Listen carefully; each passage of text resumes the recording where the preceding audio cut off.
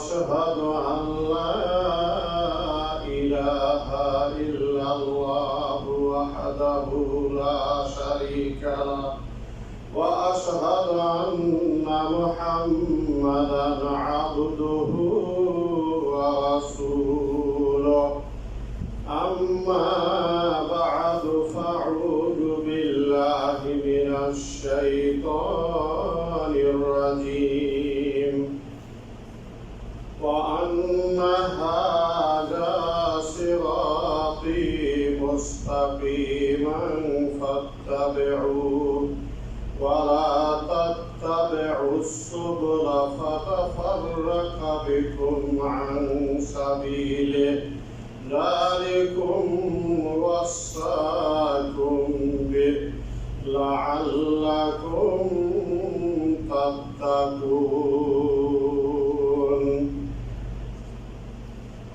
محترم و معزز حاضرین مجلس، میں نے جو آیت کریمہ پڑھی یہ سورہ انعام کی 153 نمبر آیت ہے. اس آیت میں اللہ تعالی ہمیں جو ہدایت اور رہنمائی کر رہا ہے وہ یہ کہ یہی میرا صراط مستقیم ہے، تم اسی کی اتباع کرو، اسی راستے میں چلو اور تم دوسرے راستوں کے پیچھے نہ چلو اور نہ راہ راست سے وہ راستے تمہیں ہٹا لے جائیں گے. یہاں پر اللہ تعالیٰ نے جو کہا یہی میرا صراط مستقیم ہے، تو یہ صراط مستقیم سے مراد کون سا راستہ ہے؟ وہ راستہ ہے دین اسلام. یعنی اللہ تعالیٰ یہ کہہ رہا ہے کہ یہ جو ہم نے تمہیں دین دیا، یہ دین اسلام جو ہم نے تمہیں دیا، یہی تمہارا دین اسلام ایک صحیح راستہ ہے اور یہی صراط مستقیم ہے، یہی راہ راست ہے. تم لوگ چلو تو اسی راہ پر چلو اور دین اسلام کو چھوڑ کر باقی جو دوسرے راستے ہیں وہ یہودیت کا ہو، نصرانیت کا ہو یا اور کسی ملت کا ہو، تم کسی دوسرے راستوں پر نہ چلو اور نہ وہ راستے تمہیں اس کے راستے سے یعنی اللہ کے راستے سے ہٹا دیں گے، دور لے جائیں گے. جی محترم حضرات، ان اسلام کے اوپر چلنے کا مطلب یہ ہے کہ اللہ اور اس کے رسول نے جتنا کہا، جو کہا وہی ہم کو ماننا ہے، وہی ہم کو کرنا ہے، اسی پر ہم کو چلنا ہے. اللہ اور اس کے رسول نے جو کہا نہیں اس کو ہم کر نہیں سکتے ہیں، چاہے وہ 1 انچ کے برابر کوئی عمل کیوں نہ ہو. ہم دین اسلام سے ہٹ کر کوئی ایسا عمل کر ہی نہیں سکتے ہیں جس کی اجازت ہمیں اللہ اور اس کے رسول نے نہ دی ہو. جی برادران اسلام، ان دنوں عید میلاد النبی کا بازار گرم ہے جیسا کہ آپ کو معلوم ہے، اور 2 دن کے بعد یعنی 12 ربیع الاول کو بڑے دھوم دھام کے ساتھ یہ جو عید میلاد النبی کا جشن منایا جائے گا یہ کسی پر مخفی نہیں. لیکن میں یہ آپ سے پوچھنا چاہتا ہوں کہ آیا عید میلاد النبی کا منانا کیا یہ کوئی عبادت ہے؟ کیا یہ کوئی شریعت ہے؟ عید میلاد النبی منانا کیا یہ اجر و ثواب کا کام ہے؟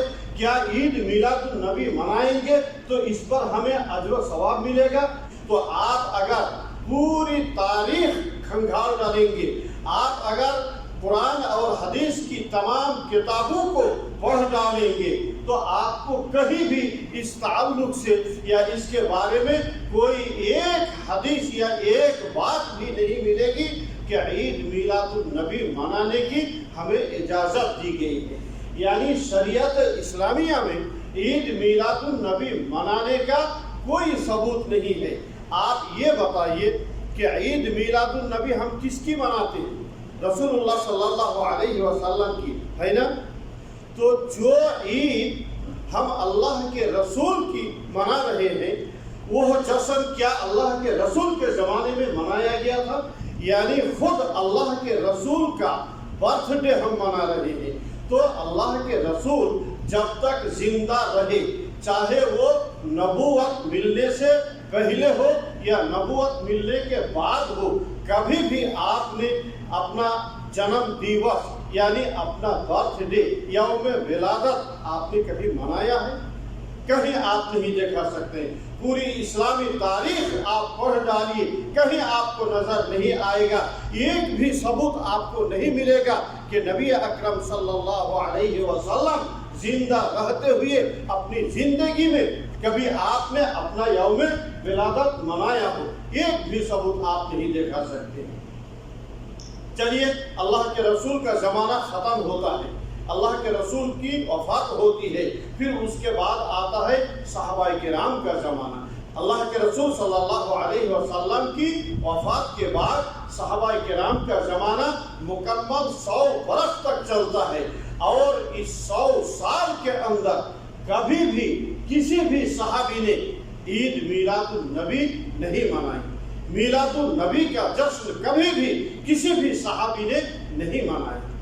تو آپ ذرا اپنے سینے پر ہاتھ رکھ کر ٹھنڈے دماغ سے سوچئے اور خود آپ فیصلہ کریں کہ جو کام خود اللہ کے رسول کی زندگی میں ان کے ہوتے ہوئے نہیں کیا گیا، اور ان کی وفات کے بعد جو کام صحابہ کرام نے، جہاں ہزاروں کی تعداد میں صحابہ کرام موجود رہے، کبھی بھی 100 برس کے اندر آپ کا یہ میلاد النبی کے جشن کے نام سے کوئی عید میلاد النبی نہیں منائی گئی، تو پھر وہ کام ہمارے لیے کیسے یعنی عبادت اور شریعت بن سکتا ہے؟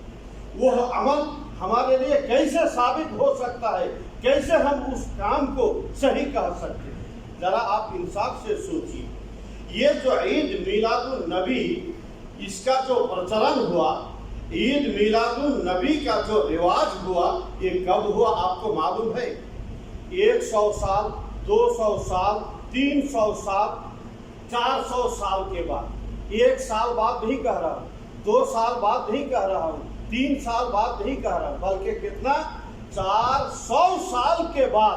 400 سال، 400 سال یہ کوئی معمولی مدت نہیں ہوتی ہے. یعنی اللہ کے رسول کا زمانہ گزرا، صحابہ کرام کا زمانہ گزرا، تابعین کا زمانہ گزرا، تبع تابعین کا زمانہ گزرا، ایسے کرتے کرتے مکمل 400 برس جب گزر گئے، 400 برس گزر جانے کے بعد فاطمیوں نے اس میلاد النبی کا رواج کیا. اور سب سے پہلے عید میلاد النبی جہاں منائی گئی وہ مصر کے اندر، یعنی مملکت مصر کے اندر قاہرہ میں سب سے پہلے یہ عید میلاد النبی منائی. میرے کہنے کا مطلب کہ عید میلاد النبی نام کی کوئی چیز نبی اکرم صلی اللہ علیہ وسلم کے زمانے میں یا صحابہ کرام کے زمانے میں کبھی بھی نہیں تھی. عید میلاد نام کی کوئی چیز ہی نہیں تھی. اس کا ایجاد، اس کا رواج یعنی مکمل 400 سال گزر جانے کے بعد 4تھی صدی میں اس کا ایجاد ہوا. اب آپ انصاف سے، ٹھنڈے دماغ سے، حق کے ساتھ، انصاف کے ساتھ اب بتائیں کہ وہ کام جو اللہ کے رسول کے زمانے میں نہیں ہوا، صحابہ کرام کے دور میں نہیں ہوا، چل کے 4تھی صدی میں یعنی 400 سال کے بعد جو کام عمل میں آ رہا ہے، ایجاد میں آ رہا ہے، کیا وہ کام ہمارے لیے شریعت بن سکتا ہے؟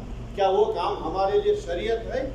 آپ کو میں اللہ کا واسطہ دے کر کہتا ہوں کہ اگر آپ دین اسلام کے متبع ہیں، اگر آپ دین اسلام کو ماننے والے ہیں، اللہ اور اس کے رسول کے پیروکار ہیں، اللہ اور اس کے رسول کی بات کو ماننے والے ہیں، تو آپ حق کو مان جائیں. آپ حق کو مان لیں کہ عید میلاد النبی منانا یہ کوئی اجر و ثواب کا کام نہیں، یہ کوئی عبادت نہیں، یہ کوئی شریعت نہیں، اور جو کام شریعت نہیں اس کام کو کرنے کی ہمیں کوئی اجازت نہیں، اور اگر کریں گے بھی تو اس کا ہمیں نہ تو کوئی اجر و ثواب ملے گا، بلکہ الٹا اس کا ہمیں گناہ ملے گا۔ اللہ کے رسول نے فرمایا من عمل عملا لیس علیہ امرنا فہو رد، جس نے کوئی ایسا عمل کیا، جس نے کوئی ایسا کام کیا جس کام کو کرنے کی ہم نے اجازت نہیں دی، حکم نہیں دیا، تو پھر وہ کام مردود ہوگا، یعنی واپس پھینک دیا جائے گا، وہ کام قبول نہیں کیا جائے گا۔ اور بدعات کو جگہ دینا، بدعات کو انجام دینا، یہ ظاہر سی بات ہے ایک بہت بڑا گناہ کا کام ہے۔ اس لیے میرے مسلمان بھائیوں، میں اقرار کرتا ہوں، مانتا ہوں کہ آپ دنیاوی اعتبار سے عقل مند ہو، دانشور ہیں، لیکن شرعی نقطۂ نظر سے آپ کے پاس صحیح علم نہ ہونے کی وجہ سے، حقیقت سے وابستگی نہ ہونے کی وجہ سے آپ ایک جاہل ہیں، آپ ایک راہ راست سے بھٹکے ہوئے انسان ہیں، آپ غلطی پر ہیں، آپ حق پر نہیں ہیں، آپ باطل پر ہیں۔ لہذا ڈیسائیڈ آپ کو کرنا ہے کہ آپ کو باطل پر جمے رہنا ہے، آپ کو باطل پر چلنا ہے، یا یہ کہ آپ کو حق کو ماننا ہے، حق پر چلنا ہے۔ اللہ تعالیٰ نے ہمیں یہی ہدایت دی، وَأَنَّ هَذَا صِرَاطِي مُسْتَقِيمًا، یہ جو میرا دین اسلام ہے تم اس کے اوپر چلو، یہی میرا صراط مستقیم ہے، وَلَا تَتَّبِعُوا السُّبُلَ، اور تم دوسرے راستوں کی پیروی مت کرو، ورنہ وہ راستہ فَتَفَرَّقَ بِكُمْ عَنْ سَبِيلِهِ، ورنہ وہ راستے تمہیں حق کے راستے سے نکال دیں گے، ہٹا دیں گے۔ لہذا ہم عقل مند انسانوں کو چاہیے کہ جہاں پر اللہ تعالیٰ نے ہمیں عقل و دانش دی وہاں ہم سوچیں، اور قرآن و حدیث کی روشنی میں جو چیز، جو کام، جو عمل صحیح ہے اسی کو ہم کریں۔ اگر ہم ہر دھرمی اور ضدی بن کر کے کوئی غلط اور باطل کام کریں گے تو اللہ تعالیٰ اس کو قبول نہیں کرے گا۔ اللہ تعالیٰ قیامت کے دن سوال کرے گا کہ تم نے یہ کام کیسے کیا، کس نے تم کو یہ کام کرنے کے لیے کہا تھا، یہ کام تم نے کس کی اجازت پر کی تھی۔ اللہ تعالیٰ ہمیں توفیق دے کہ ہم دین اسلام کے اوپر جو صراط مستقیم ہے، جو حق دین ہے، اسی کے اوپر ہم قائم و دائم رہیں اور اسی پر چلیں، اور اللہ تعالیٰ ہمیں ہر طرح کی بدعات سے بچائیں، ہماری حفاظت فرمائیں۔ اللہم آمین۔ بارک اللہ لنا ولکم فی القرآن المجید ونفعنی وإیاکم بالآیات والذکر الحکیم۔